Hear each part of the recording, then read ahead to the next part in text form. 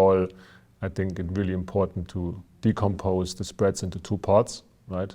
One is obviously the spread over swaps, where you've seen more or less a consistent widening year to date, which should also be a function of supply and demand not really balancing each other out at the levels that we've seen at the end of last year. Now with the ECB receding, the supply demand technical obviously is not going to get better anytime soon.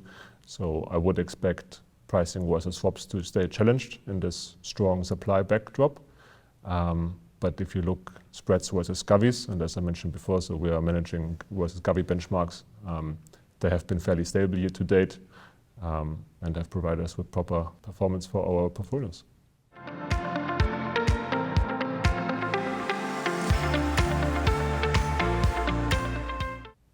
Yes, I think overall the supply mechanics, in particular when it comes to Italian covered bonds, have been really slow.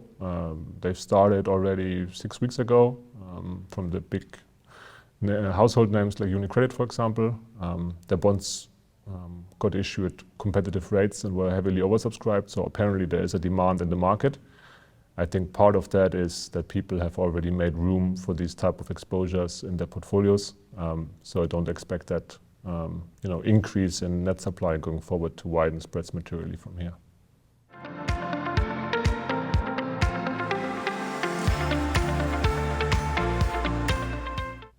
Yes, for sure. As mentioned before, supply demand in the end makes the price. Supply has been really front-loaded to the front end, so below 5-year paper.